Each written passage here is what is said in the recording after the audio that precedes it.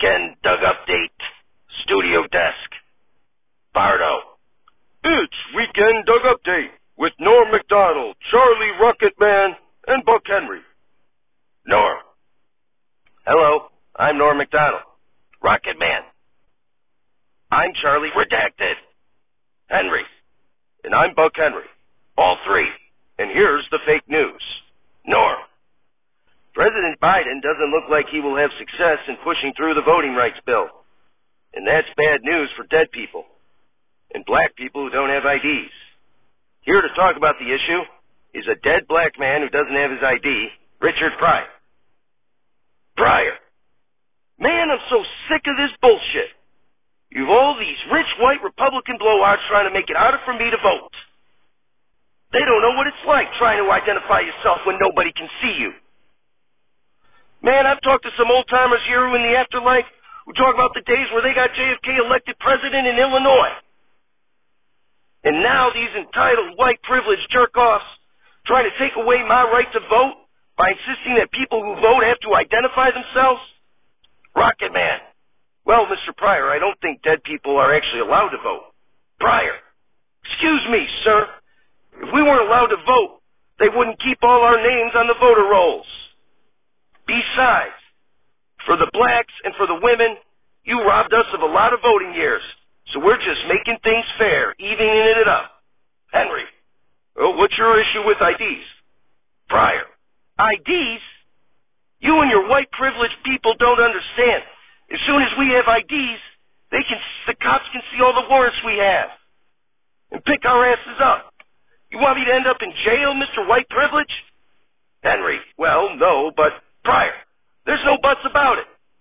People of color and women were robbed of our right to vote for a very long time.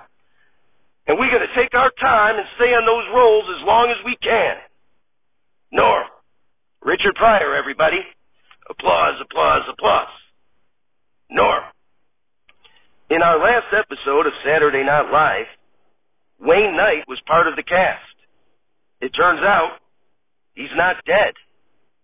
He's just really, really fat. So sorry about that. Charlie.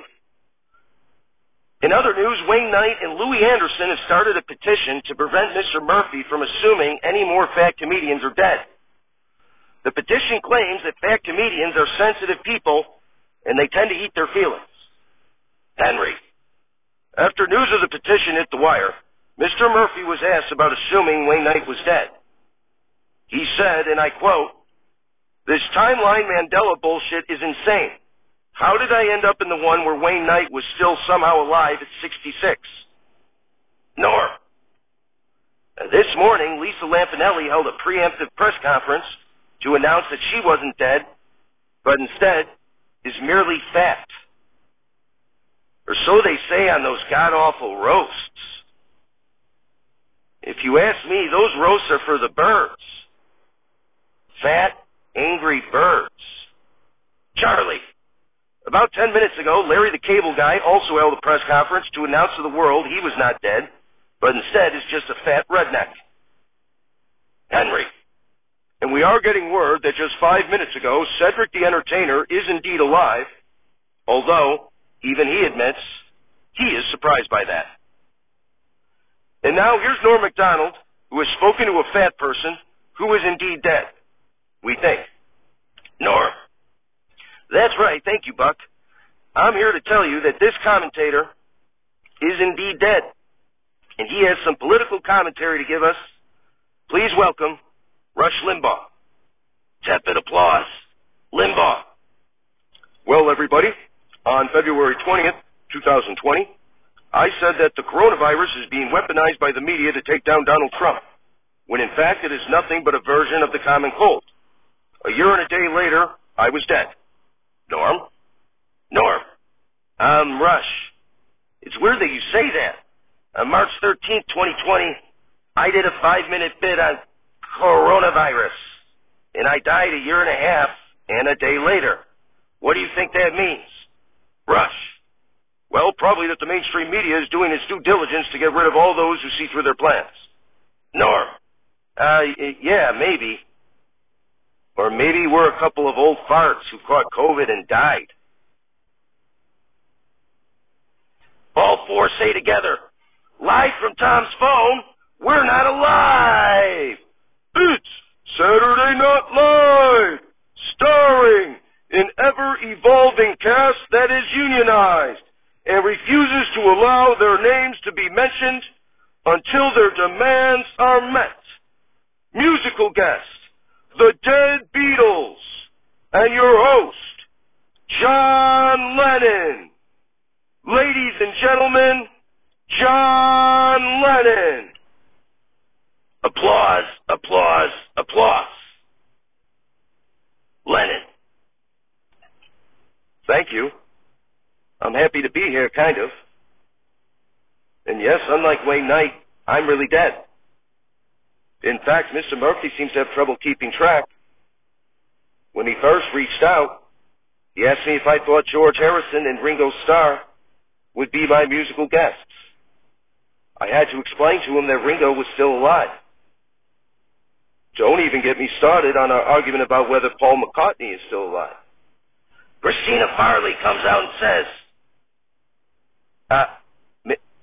Mr. Lennon? Lennon. Well, hey, sweetie, how's it going? Farley.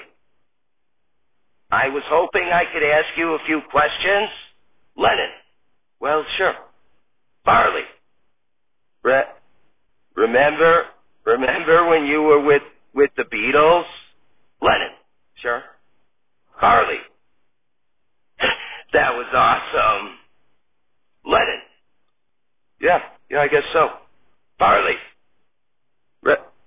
Remember when you were with the Beatles, and then you started going with Yoko Ono, and then everyone blamed her for breaking up the Beatles? Lennon.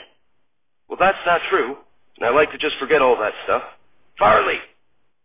Have you ever seen Terminator 2? Lennon.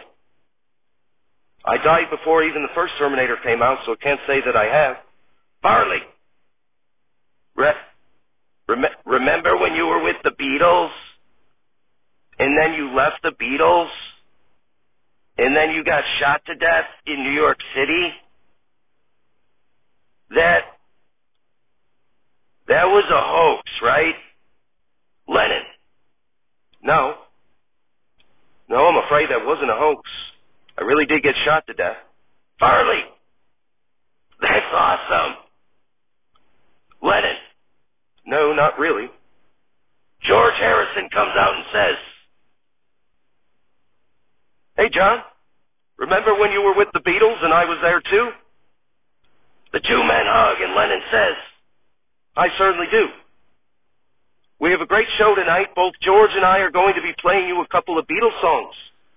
Jimi Hendrix will be taking Paul's place, and John Bonham will be taking Ringo's. We call ourselves the Dead Beatles, until far, far in the future, when Paul and Ringo join us, and we can reunite at last. We'll be right back.